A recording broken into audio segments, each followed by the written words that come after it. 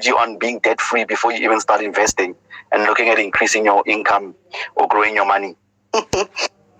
Yeah, Sam, again, a very interesting question. When we are ready to start saving, obviously it's triggered or the need for saving is triggered by a number of different things. And as important as it is, obviously, for us to become debt-free, having a nest egg is just as important.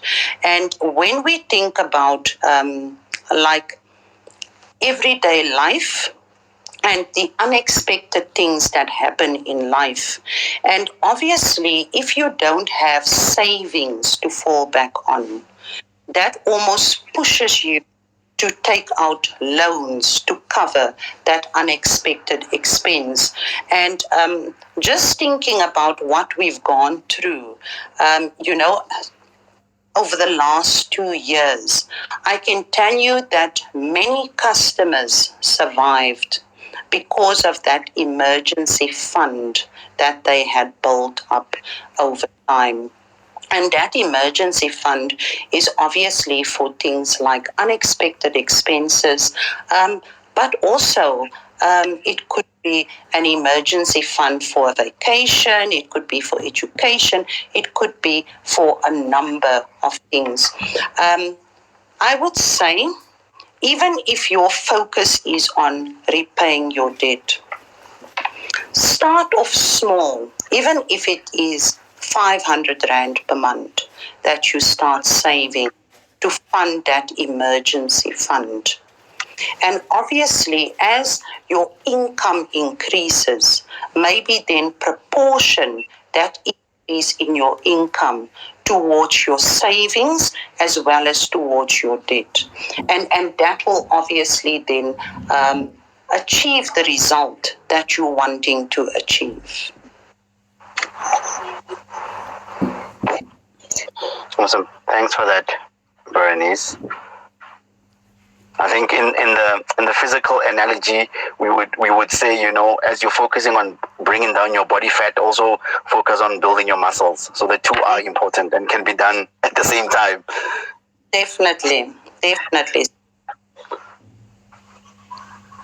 Thanks, Sam. No, I don't know. You don't want? Okay, go for it.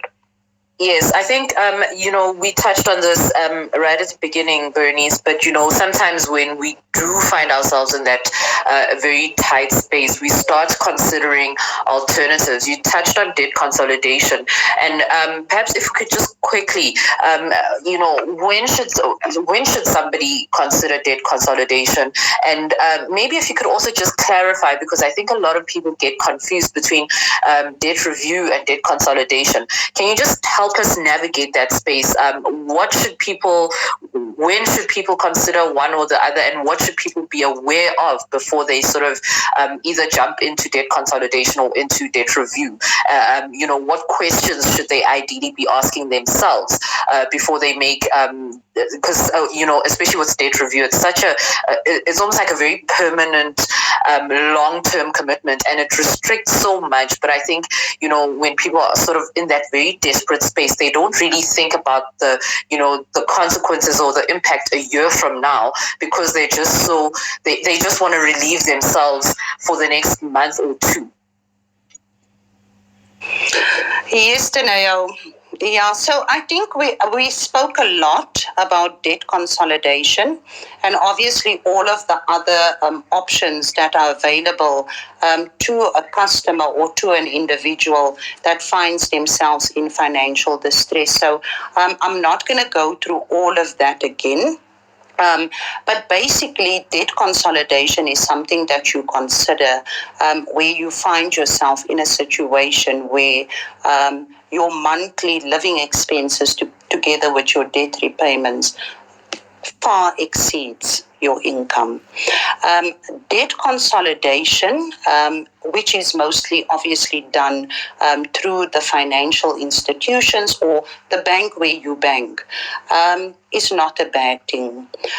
Again, requires discipline, and I'm going to just maybe chat a little bit about debt consolidation versus debt review. So, obviously, like I explained, when you come through, what is then considered is consolidating all of your unsecured debt either into a single facility or into your home loan, and thereby creating that much needed cash flow, enabling you then to pay your monthly obligations together with catering for your living expenses. The one thing to consider, obviously, in terms of making that solution work, is the fact that the loan, when it is granted, and it's granted on an unsecured basis, is obviously granted over a longer term to create that affordability. Because if we think about normal lending and normal loans, you're normally required to repay that loan anything between 12 months to a maximum of 60 months, as opposed to a consolidation loan. And here I'm speaking Standard Bank specifically, where it can be taken up to a maximum of 10 years to create that affordability for you. There's also nothing stopping you that as your situation improves to pay more into that consolidation loan, obviously to repay it much faster. From a Standard Bank perspective, when we do consolidation loans, our main focus is on financial rehabilitation. What that means is basically putting that person in that position where they're able to meet their monthly obligations. However, in the same breath, part of the exercise that we do build in almost like a savings component. So we leave you with something extra after you've catered for your living expenses and your debt repayment. And the conversation that we then have with you is obviously to start saving for all of those unexpected expenses or for that rainy day when it comes about. What we also in terms of the arrangement that we conclude with the customer, and it relates to my story that I shared right in the beginning of our discussion around financial stability doesn't happen overnight. So part of the conditions when we do a consolidation is that you will not incur any further debt for 2 years post the consolidation loan. So we don't prohibit you from not incurring debt until you've actually settled the loan. We say give yourself 2 years to build up that nest egg so that you don't find yourself in the same situation again. What debt consolidation also does, if you think about the bureau impact, Daneo, by us consolidating all of your unsecured debt into one single loan, it basically almost creates a clean slate on the bureau and reflects as if you've actually settled your account early. However, on the bureau, your consolidation loan will be listed consolidation loan. So if you do go and take out future credit, that creditor will be aware that you actually still have a consolidation loan. If we look at debt review, and I think before we move on to debt review, the one important factor that I just wanted to touch on when it comes to consolidation loan is that key critical component that we must be able to find a sustainable solution for you. We find in some cases that things have gone so far that irrespective of which term we consolidate your debt over, we still can't place you in a position where your income is sufficient to cater for your living expenses as well as the consolidation. Is when, as an individual, you then need to look at other options in terms of getting yourself out of that situation. And one of those options that you obviously can consider is debt review. Debt review is very much a voluntary process. However, once you are in debt review, the only way in which you can terminate the debt review process or exit debt review is through a court application.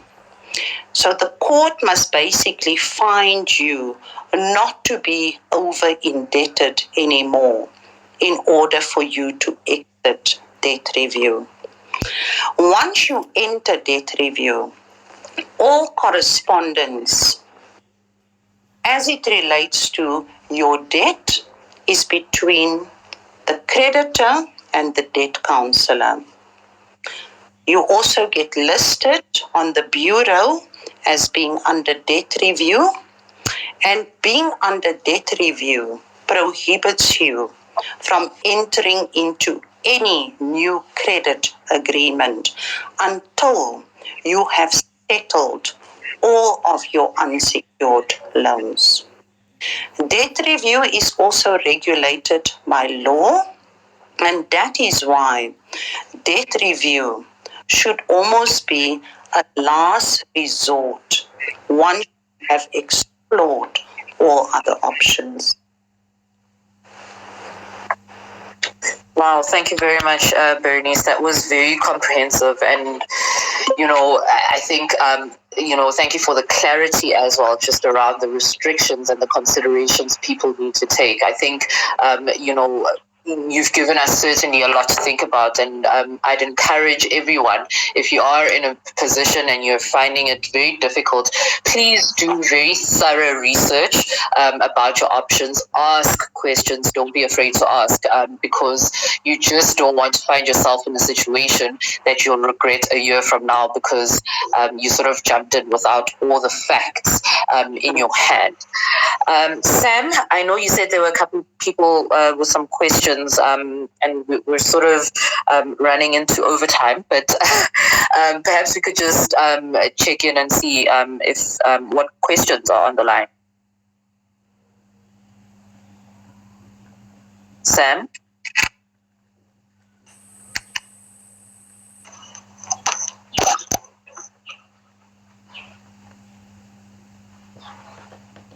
Bernice, you know? We're here.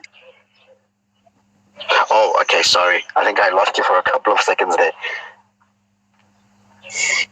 Oh, yes, Sam. I was saying if we could just take maybe a question or two from the timeline. I see a couple of people have requested.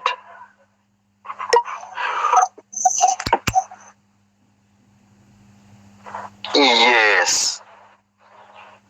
And I have a question for Benny. Obviously, when you're a breadwinner at home, you have some decisions that you have to make, and you end up being in debt. So would you say that it is better for one to for me actually, I'm speaking about myself? Would you say that it is better for one to for me to pay off my debt without saving and investing first, or would you say that I should invest and save, then from that money pay off my debt? Hi, Dumelo. So, I think very difficult to say without doing an actual financial assessment for you. And all depending on what situation you're finding yourself in. If you're finding yourself in a situation where, like I said previously, your income is not sufficient to cover your living expenses and your debt repayment, then obviously that should be your primary focus in terms of getting yourself into a position where you are able to cover both. And to achieve that, obviously speak to your banker to see how they can assist you. The other option that's also open for you, if that is the scenario that you find yourself in, is once you know what available cash you've got on a monthly basis to service your debt, to try and enter into an arrangement with all of your creditors, so that you can continue paying them with the available funds that you've got. However, if your situation is different and you are able to manage your living expenses as well as pay your debt on a monthly basis, but you've got that surplus funds on a monthly basis, just thinking about why and how you've accumulated that debt, it is equally important for you to start saving, as important as it is for you then to apply your additional funds to reduce your debt.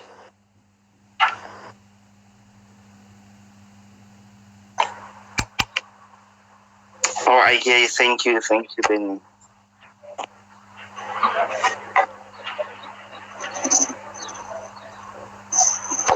So one of the questions I think, as people are still requesting, Berenice, is about, maxing out your credit card and not being able to pay it. What would be the kind of the solution to that? This person is funding their lives through a credit card. Obviously, end of the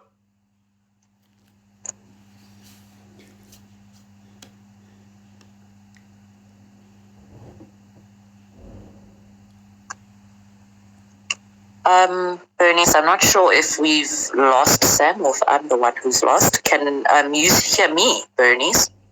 I can hear you, Danielle. Okay. Sam?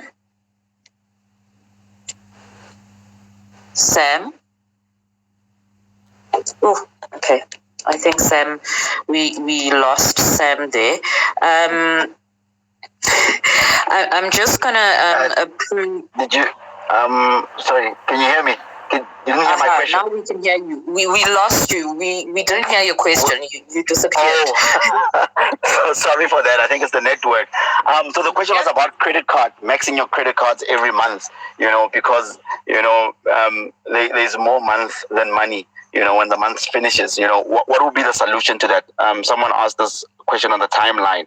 They living from kind of salary to salary and also maxing out their credit card. Hi, Sam. Obviously the answer is speak to your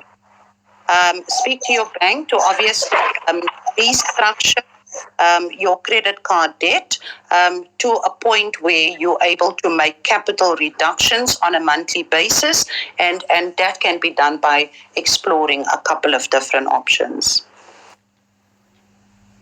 Right, thank you. I think there is a couple of people who are speakers now. Please do ask your questions.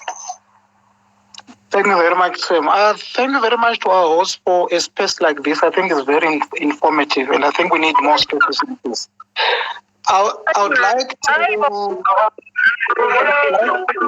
There's a lot of feedback. Party, if you can mute yourself. Thank you.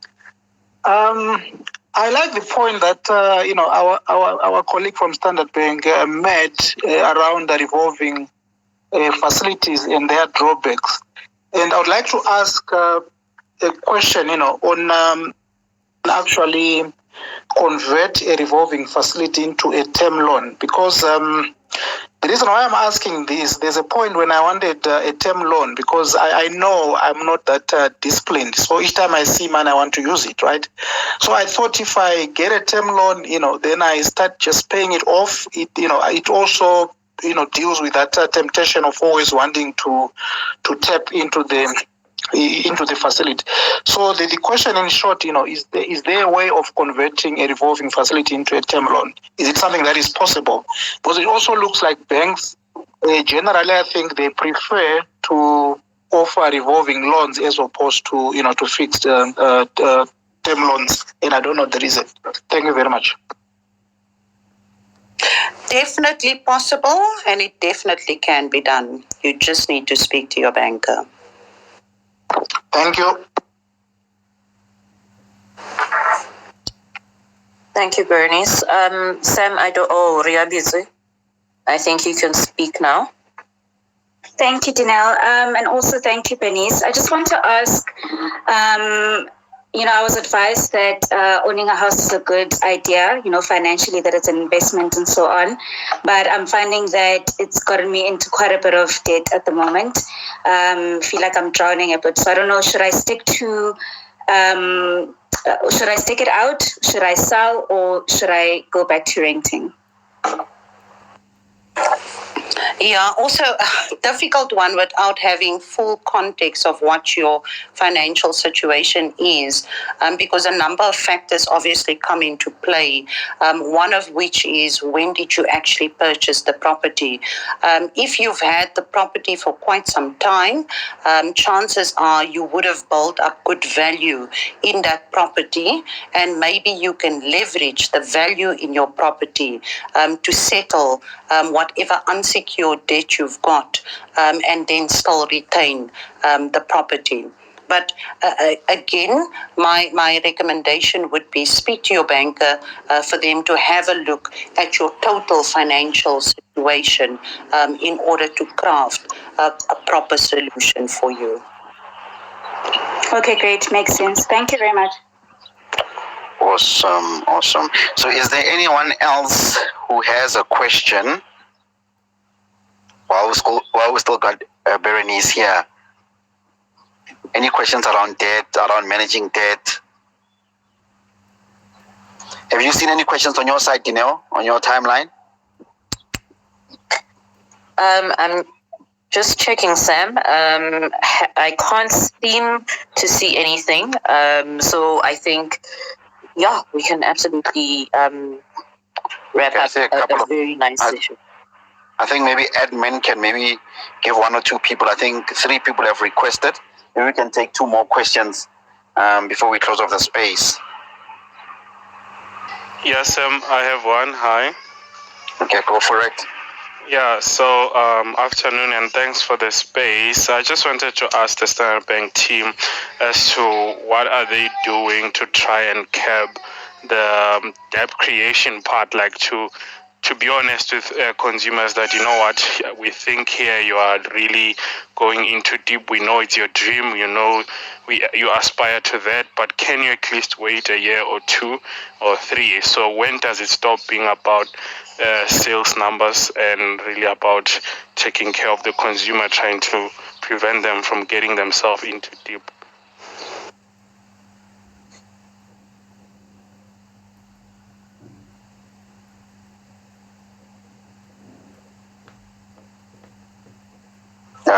Berenice, did you get the question? I think you're on mute.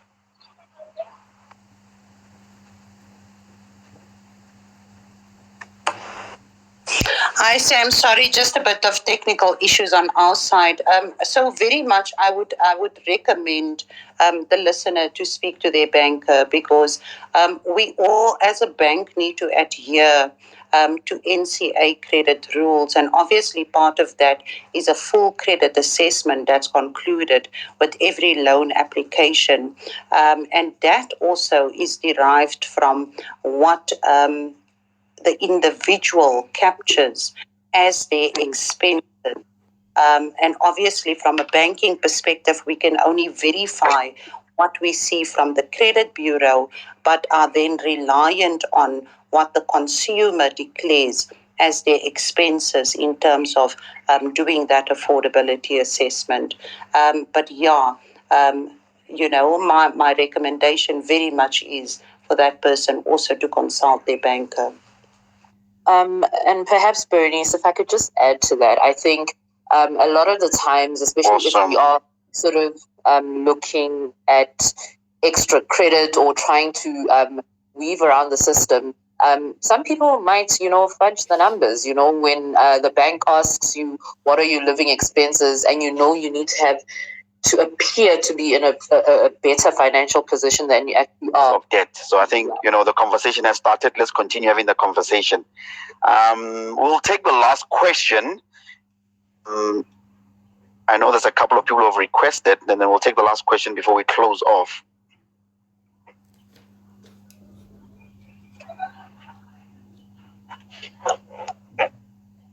All right. It seems as if all the questions are answered. Or is there anyone able to speak? Okay. Not a problem. So thank you very much for your questions, and thank you, Berenice, for your insights. Personally, I've learned a lot.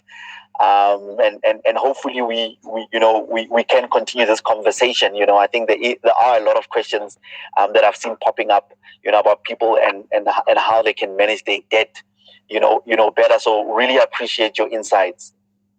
Thank you, Sam. And thank you, Berenice. We've often said the road to financial fitness is long. It's not linear. It's not going to unfold as well as your plan might. But, we've had all these sessions. We haven't been able to solve all your problems, but having people like you, Berenice, coming in and talking to us has certainly given us a lot of tools and resources, and maybe like food for thought as well, just for us to pause and really consider and ask ourselves the right questions before we jump into any kind of new financial commitment. So thank you once again, Berenice, for being with us today. Thank you. Yes. It was an absolute pleasure. I'm glad to have been here. So before we say goodbye to you, Berenice, is there any final words, any parting words you'd like to say to everyone that is on the space today? I think, Sam, be proactive. Be proactive about managing finances. Be proactive about managing your debt. It's not going to go away. So the sooner you tackle it, the sooner you can be on the path to financial stability. Awesome. Thanks for those pearls of wisdom. And yeah, so I think to everybody on the space, we hope with these Finance Fit SA check-ins that we have motivated you to get started. To those who haven't started yet, and to those who have started, we have just motivated you to keep on going. Obviously, these are some of the ideas and tools that are available, as you build your way to a financially fit SA or a financially fit life for yourself. Absolutely, Sam. And, I'd also like to just echo Sam and encourage you to, keep it up. You might stumble along the way. You might come into all kinds of troubles because, again, we've said it so many times in our previous sessions and even today. Life happens. We can't predict everything. But the most important thing is get up, start again, and keep your eye on the prize. Don't lose sight of the end goal when you're faced with troubles. You'll get over the trouble and start building again. There's never like a point where this is it, there is no other option. You can always start building towards a debt-free life. Definitely, and really appreciate each and every one of you guys who joined us, from the first week.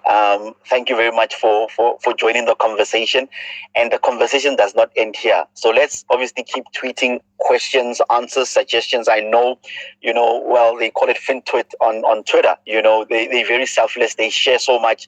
Keep on sharing, and yeah, let's keep on using the hashtag FinanceFitSA. So that obviously Standard Bank can locate it and answer and help where they need to help, right?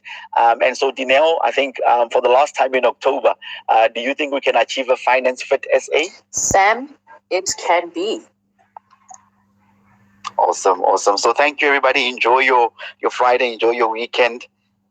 And we'll see some of you on Sunday. Well, Sam will see some of you on Sunday.